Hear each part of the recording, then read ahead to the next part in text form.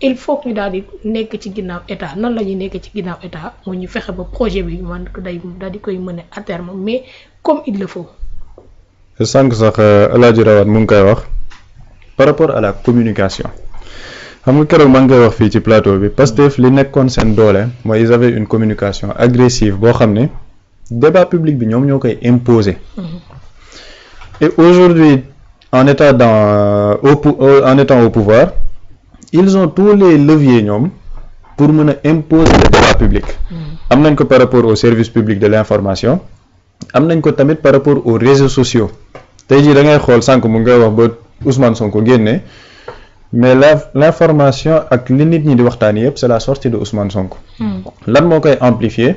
les militants ñi nekk ci réseaux sociaux yi les sympathisants ak opposition yi nga xam ne bu Ousmane Sonko waxul ñoom duñu am lu ñu wax effectivement mais ñoom par rapport à l'espace de communication ñoom ñoo ko war a occuper et par rapport au DG et au ministre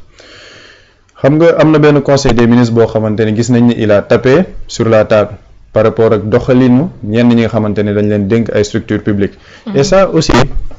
c'est la marque des grands leaders maanaam tey jii bu amee loo xamante ne da nga ko war a wax ak ñi nga bokk ak sa parti nga wax leen ko ci dëgg.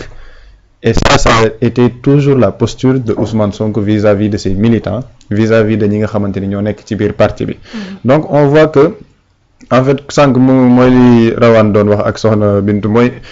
l'homme politique ne change pas c'est-à-dire que le pouvoir nekkul di dénaturer Ousmane Sonko te day dellu tout le temps ci waxam Ousmane Sonko bi ngeen xamoon moom moo fi nekk ba léegi. nguur fëkkul bëtam alal fëkkul bëtam il reste toujours dans ses principes et droit dans ses bottes par rapport ak DG ak ministres yi ñoom dañoo jaay une rupture systémique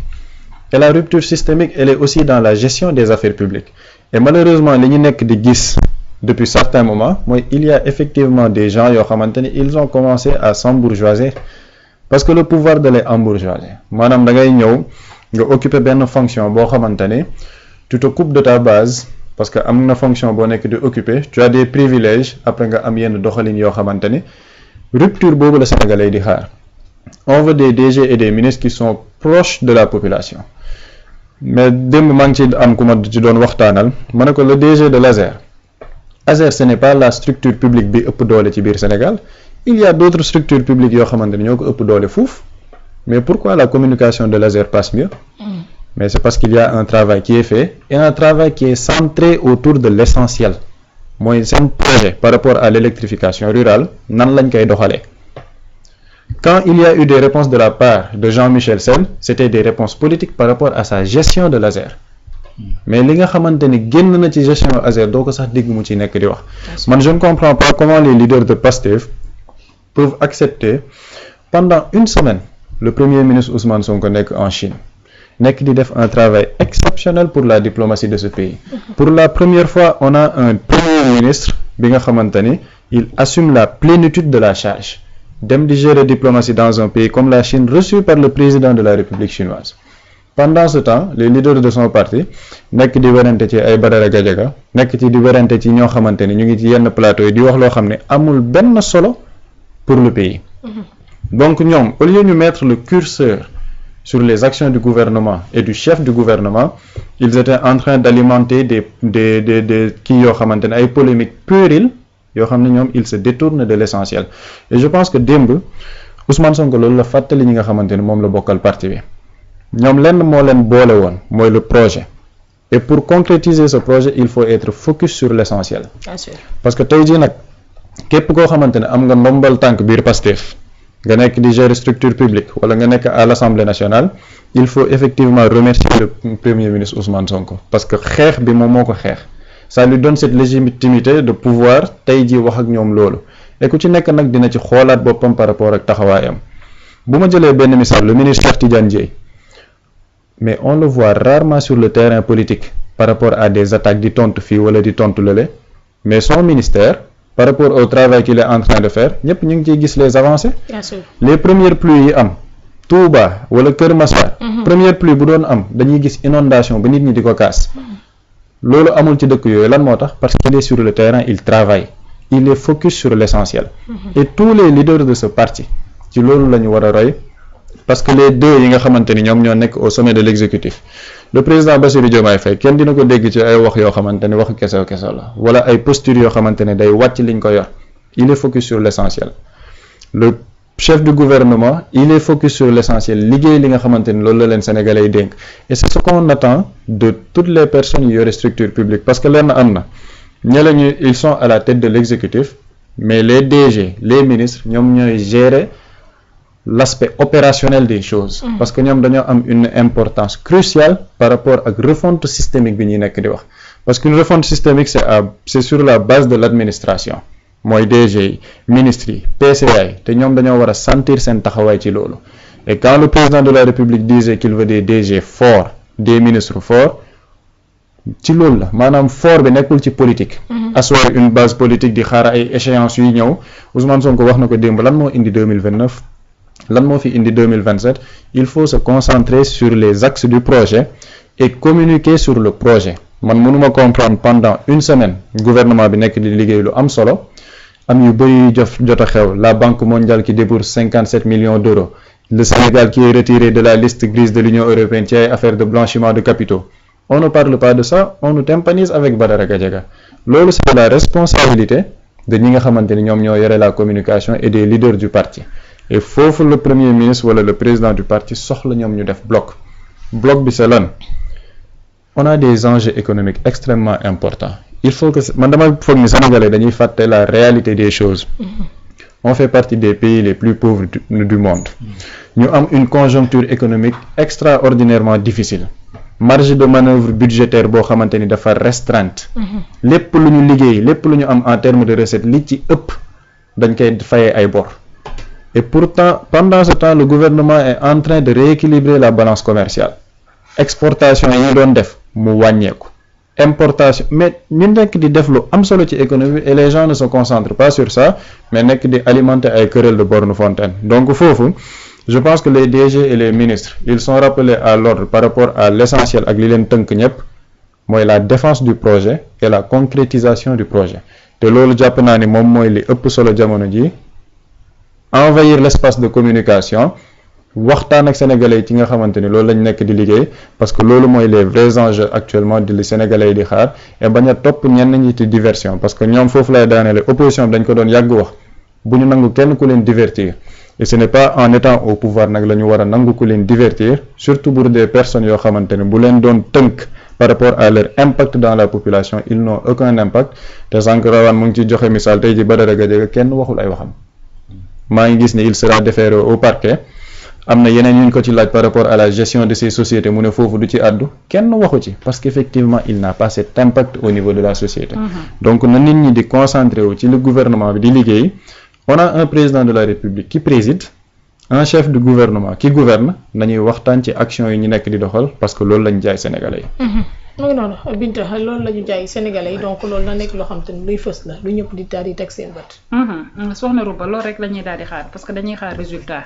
surtout côté presse bi di nga ci ñëw wala ma dem ci. Aïcha foofu la ba tey ci lancé boobu la ndax mi ngi wax ci présence médiatique. d'accord xam nga Ousmane Sonko démb dafa wax ju am solo liñ naan daagul fañ la nobee ku lamb yaa tey waa Pastef ñoom ñoo war a defaat fóotu biir nekk ci seen biir. waxtaanee waat li nga xamante ni tey moom moo jëm ci seen côté communication soxna Rouba chaque jour bu jot yow lan ngay daj pour am invité boo xamante ni dafay ñëw toog fii pour ñu débattre ci li nga xamante ne ni moom moo daal di nekk situation politique au Sénégal pour ñu débattre ci li nga xamante ni moom moo di seeni ay ministères. doo ko am lan moo tax ñu taamoo dem TFM lan moo tax ñu taamoo dem Sen TV lan moo tax ñu taamoo dem 2STV.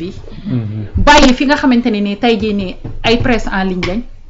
dañ leen a mën a génnee ci nit ñi duñu ay journaliste te foofu sax dogguma la journal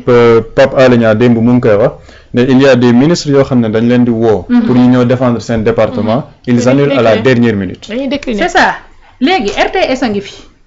Pape Alé Niang directeur RTS moo génn ne leen bu leen woowee yéen ministres yi invité leen pour ngeen ñëw défendre li nga xamante ni moom moo di seenu ministère da ngeen di toog ba dernier moment ngeen décliner li nga xamante ni moo di invitation boobu lan la ñuy chercher ngir dem fa ngir tur xool nga ni ma def diw xool nga ni ma def booy bi xool nga ba mu waxee li ma ko répondre xool nga ngir nàngam gis nga nit su la woowee ci bases nga fekk si ko ci bases yéen ñaar yéen a yem média yooyu amuñu luñ fay def boo gëmee sa leader fu ñu koy saagaa doo fa dem soxna Rouba yow tey li nga gëm li nga bëgg fu ñuy koy toroxalee doo fa dem doo fa teg sa tànk fu ñu koy weddee ak fu ñu ko wegulee doo fa teg sa tànk di nga am fulla gi di nga am fayda gi gis nga ñoom ñëpp tey ba ñu xëyee ci seeni plateau ku ci mel ni Malick Thiandoum xam nga lan la wax nee na Ousmane Sonko mënta am problème ak ñëpp kon Ousmane Sonko mooy problème bi lan moo tax Malick Thiandoum en tant que journaliste mënta pousser li nga xamante ni moom moo di réflexion am que ni problème amul Ousmane Sonko dafa wax hypocrisie bi nga xamante ni moom ngeen di doxalee ak moom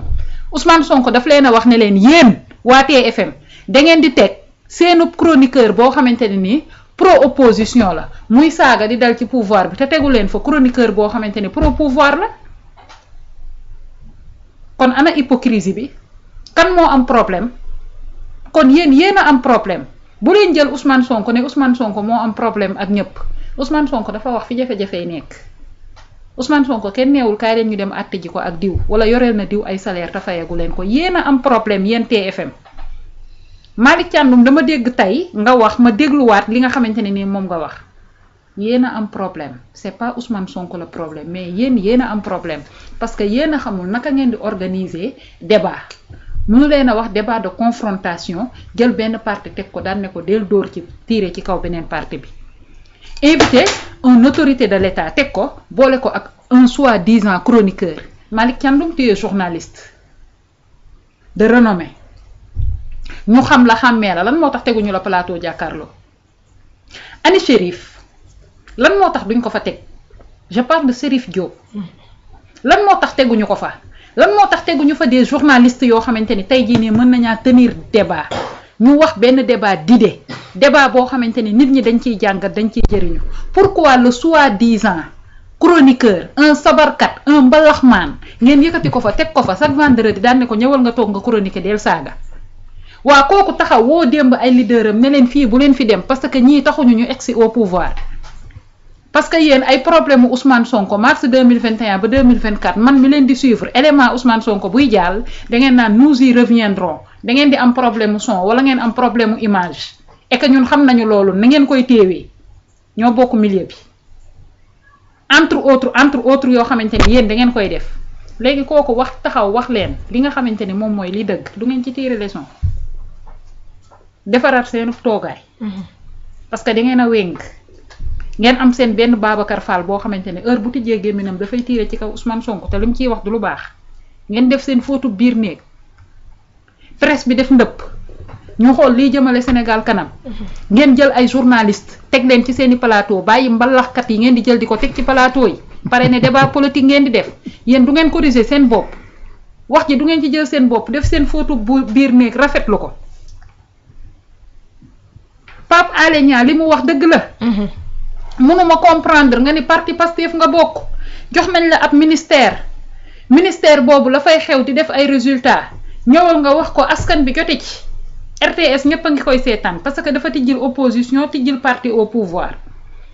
ginnaaw ba nag tijjil na opposition tijjil na parti au pouvoir yow parti au pouvoir nga war a mën a dem liggéey bi nga xamante ne liggéey nga ko nga fésal ko foofu nga toog daan ne yow doo ko fésal doo dem nga défendre li nga xamante ne nii moom nga xam après qui perd la nature a horreur du vide soo bàyyee opposition dafay ñëw wax déformer li nga xamante ni tey jii nii moom moo di liggéey bi état di liggéey jël ko jiiñ ko ki nga xamante ne nii moom moo di ancien régime Macky Sall résultat yi nga xamante ni état du Sénégal mu ngi koy def surtout à l'international ak collaboration bi nga xamante ne am na suñu diggante ak Banque mondiale entre autres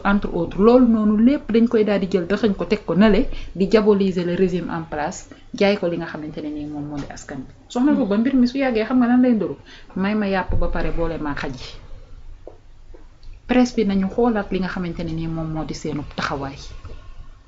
presse suñu nee presse dafa occuper 4e pouvoir dafay fekk yow nga diiñ mérité li nga xamante ne nii moom nga daal di occuper mais fii gis nañ fi journaliste boo xamante ni dangay wax lu favorable ak nguur suba ñu génnee la ci émission bi lan moo waral loolu lan mooy problème bi ku lamb nag yaa tey daagul fañ la nobee média yaa ngi fi média 28 a ngi fi dañuy invité opposant dañuy invité parti au pouvoir dañuy invité société civile dañuy invité leneen ak leneen te duñu fi teg seeni tànk duñu leen jàppale. kon réseaux sociaux yi nga xamante ne tey jii nii ñoom fa lañ doon waxee ba sénégalais gis leen bëgg leen jox leen bopp nañu delluwaat inondé li nga xamante ne moom moo di réseaux sociaux yi. kii mu ngi wax Badara Gadiaga defeere nañu ko Badara Gadiaga ci liñ koy introsé mooy ci ay société yoo xamante ni turam daf cee nekk waaye tamit ñun suñu xel ñoo ko moom sañ nañaa xalaat ni coow daf fee jigoon rapport obsentif ñu gis ay société yoo xamante ni dafa am ay prête-nom na tontu ci loolu. waaw. alors Rawane. sacré waaw kumba. yaayu Matar Sall. waaw waxal nga sama doom ji gisuma ko di. ana Matar dina non xam naa dana nekk ci liggéey bi daa nekk ci liggéey bi. na liggéey bu baax dinañ rattrapé waaw. ndax maa war a yóbbu màkk sama doom dina liggéey. dina góor loolu wax quoi mu ne xaar leen ma damaa ne ci liggéey bi. waaw mi ngi noonu daa nekk ci liggéey bi. waaw ayca présence médiatique c'est bien ñu daal di présence